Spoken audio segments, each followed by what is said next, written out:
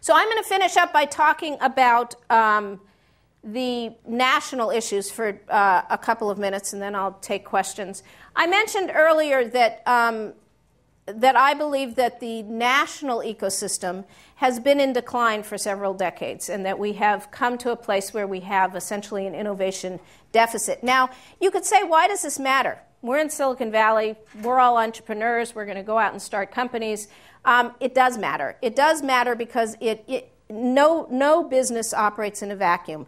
And venture startups are influenced by big companies because that has to do with where liquidity comes from.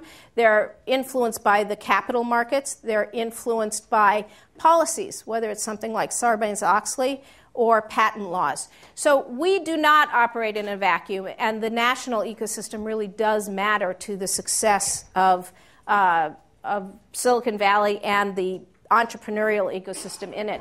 So if you think about where innovation has been done historically in the research community, in startups, in large corporations, innovation in research started to close in the 70s as funding for research started to decline, and the way it was allocated became very almost bimodal, meaning things like physical sciences and environmental sciences, areas that we need so badly today, were absolutely starved in the 70s and 80s, while a lot of the funding went to IT and life sciences.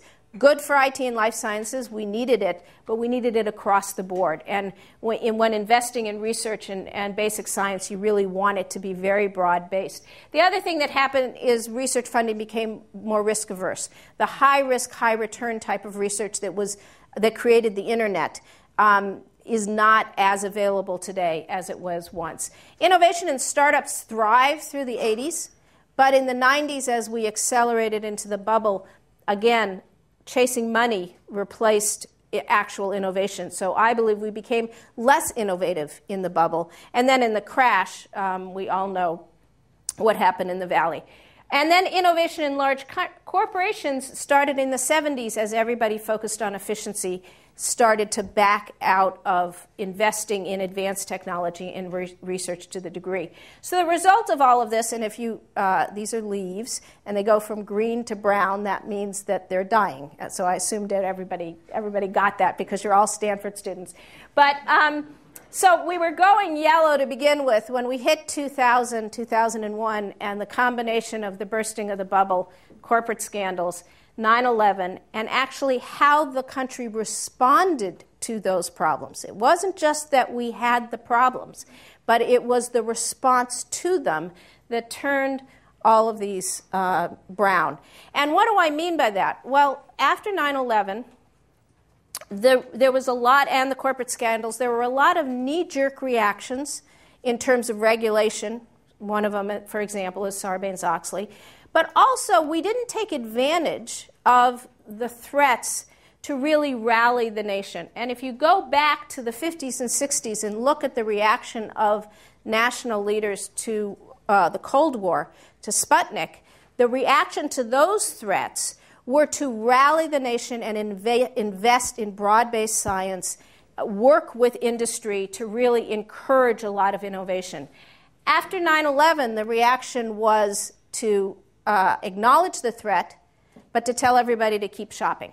And that is a very different type of leadership style. And I'll come back to this again in a minute. So I have question marks in 2010. There's no way we can be green by 2010, but my hope is that we're going to be back yellow. So what does it take to be going back in the right direction? First, we have to acknowledge that there are a lot of things that are changed. We can't go back to the 50s and 60s and recreate Bell Lab and Xerox PARC, and there's just a lot of things that are different today.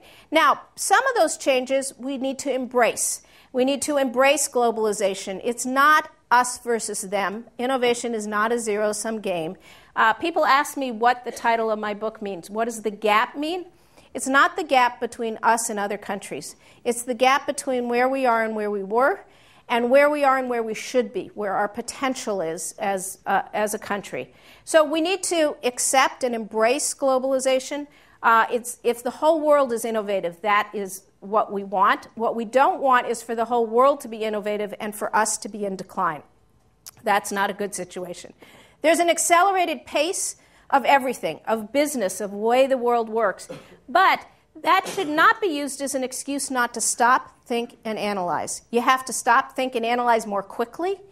But the accelerated pace is not an excuse to just have knee-jerk reactions to things and come up with short-term solutions. Obviously, the internet and the web has changed our lives.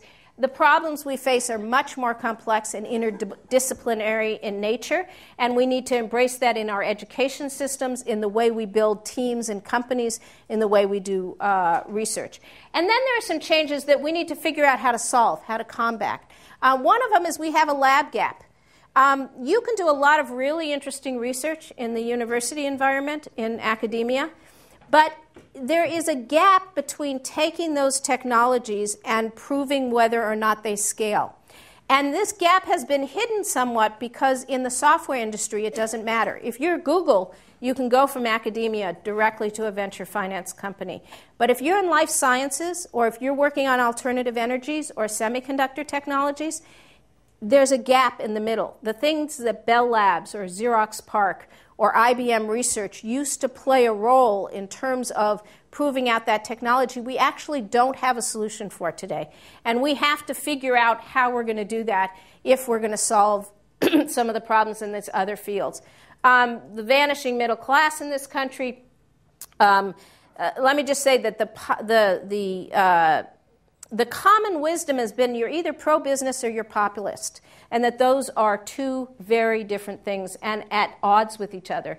The fact of the matter is if you think long-term and not short-term, the needs of business and the needs of a healthy middle class are actually the same. Because without a thriving middle class in this country, we won't have talent and we won't have consumers for our products. And this has been hidden for the last 5 years, 10 years, because so many large businesses have grown internationally, because the middle classes have been growing in China and India and Russia and everything that has created globalization. But the fact of the matter is our middle class has been going the other way. And we need a healthy middle class in this country to make sure that we have the consumers and the talent that we need. The short-sightedness that I talked about, I believe that we have to combat, and not easy to do. And then the other thing that has happened over the last certainly 8 years is an anti-science focus in the country. An increasing decline for respect for science and respect for scientific evidence in terms of making decisions.